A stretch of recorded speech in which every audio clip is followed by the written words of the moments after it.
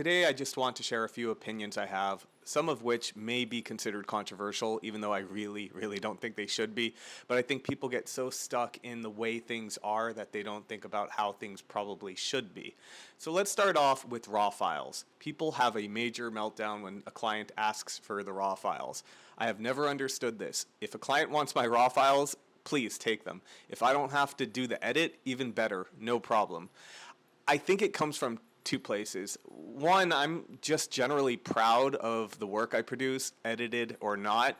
And of course, I will give a caveat. You can have the files, but keep in mind these are unprocessed, and I will explain what that will mean. But other than that, I don't really have an issue. I'm proud of the work I do. And number two, I'm just not really, I don't consider my photography work personal work. It is my work. I am passionate about it. I give it my all. I don't stop trying to improve at it. But in the end of the day, I recognize that this is a service I am providing my clients.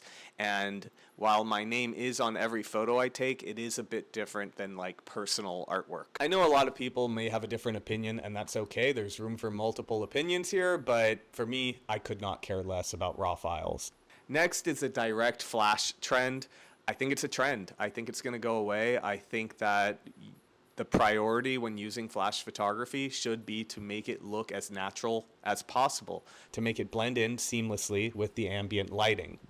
Now again, professional photography isn't about you, it's about your client. If my client requested it, sure, I don't have a major issue with it. I just personally think it's a trend and it will pass, and then we'll move on to the next thing. And I don't personally create dated work that will be dated. I like to create timeless work that is consistent with what I value, consistent with how I believe professional event photography should be done. Next, stop using too much gear.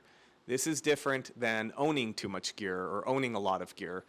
At this point in my career, I own a lot of gear. I have just about every RF lens I could want for my cameras. I have every camera I would want because I need write-offs. But most of my career, I did not need write-offs. I needed to pay my rent. And so that was a bad idea to collect gear. But this is about using too much gear. A really good example I see all the time, because I live near a college campus, is I see young photographers doing graduation portraits. Just about all of them are towing a large cart with strobes, etc. And every location they go to, they have to set up the strobe. And I'm not saying it's a huge deal, but it's a big deal that they have to set it up and place it, do a test, etc. And it's ultimately not serving the client, in my opinion. Do you really value the look of strobe photography that much that you're willing to provide less quality images? I don't. For me, I feel like I can bang out a great session in about an hour using available light, and I think, unfortunately, they're not able to do it because they don't know how to use available light to maximal effect. And on top of that, they just watch YouTube and they see people doing things like all these fancy, elaborate setups, and in the end, it's just they're imitating what they see in their time. And when I started as a photographer, people were doing whatever was popular at that time, including the cheesy wedding portraits. So really think it through. Like, is this really the best way to do things? Next, I really think you can build a photography business without using social media. I definitely did it. I use my social media to indirectly build my business in a sense, but it's not a dominant strategy for me. I'm not going to lie, I've gotten maybe 3 jobs from Instagram total in 17 years. And that's nothing. That's not nothing, and that is worth it. But is it worth like pouring all your time into something if it's not really working for you? Like if you really hate Instagram, for example.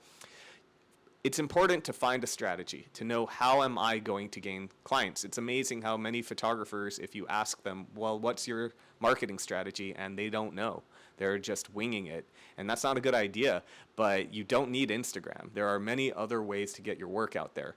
I personally use Instagram kind of as an extension of my portfolio. So there's a limit to how much work I want to put on my website for various reasons. And so I like the idea that a client or potential client can go to my Instagram and see a much wider range of work than I can put on my website. Now, kind of building off of that, Photographers that are busy on Instagram, meaning you're seeing them posting all the time, are probably not that busy. That includes me. I've been posting like crazy lately because I realized I took some time off from teaching. I have a little bit more time before things get really busy, and so I've been just working really hard to like prep all these Instagram posts. But generally, if a photographer is posting to Instagram, it's because they're not working very much, or maybe they've done a really great job at hiring a lot of people to help them out. But I know from personal experience, when I'm really busy, and I've been swamped for the last 3 years until literally like right now, I was not posting. I did not have time for that. And I would try not to like get complacent, but I wasn't really that worried about marketing when I was working all the time. So something to think about. Don't assume someone's busy because they're posting a lot. Okay, my next one is a big pet peeve. It really gets me going. I don't know why. I just find it so ridiculous. And that is photographers that hire other photographers and don't pay them until they get paid by their client. In my opinion, when I hire someone, if editing is not included, which it generally isn't, the minute they complete the job, if they send me a Venmo request, I pay them. Or as soon as I get an invoice, I pay them. There's no delay. I don't wait until I'm paid. It's none of their concern. I mean, that's not their business if I've been paid or not. And if it means that I get screwed by my client, which, doesn't really happen, but let's say it did, I still have to pay the person I hired. And I don't understand I need to wait until I'm paid. It tells me, A, you're not a responsible business person, that you don't have money in your account to pay people, or B, I don't actually know. What is that about? I don't get it. And if you are going to have, for whatever reason, terms when you hire someone like, hey, it's net 30, fine. I don't think it makes sense because a company is a big apparatus, right? Going through payroll can be a big thing. I get why they might need 30 days to make a payment. But if you're a photographer hiring another photographer for 2 hours to second shoot, there's no payroll. Just send them a Venmo. It's that one really drives me crazy. It's happened to me where I second shot only one time. I generally don't second shoot. And after the job was done, he just tells me, yeah, this client's pretty good about paying me. And so, probably in a couple months, I'll be able to pay you. And my jaw was on the floor. I was like, wow, that is weird, but okay. Anyway, moving on. Follow-ups. I don't think following up with potential clients does a thing. I don't think you need to remind them you exist. The only time I follow up with a potential client or a client that hasn't finalized booking me is if I get another job offer. That's it. And I will check in with them before I book that other job. I'll let them know that's on the table. But the whole idea is I haven't heard from this person in 3-4 days. I don't think me following up, hey, just checking in, has ever led to a booking that I wouldn't have booked otherwise. I just don't think it's necessary or helpful whatsoever and not worth my time. The last one I have is for wedding photographers. Wedding photographers, please stop changing your name to Tiffany Joy, Vanessa Joy, Samantha Love, Jessica Love. Maybe the first person that did it, it made sense. I get it. You are branding yourself for weddings. You don't want to use your real name. But when I Google random wedding photographers and I find 10 people with that last name, maybe it's a bit overdone and it's time to change that approach, although you might be stuck at this point. Now, if any of those names are real people, that is coincidence. That is how common it is. I didn't mean to call anyone out. It's just everyone does this in the wedding industry.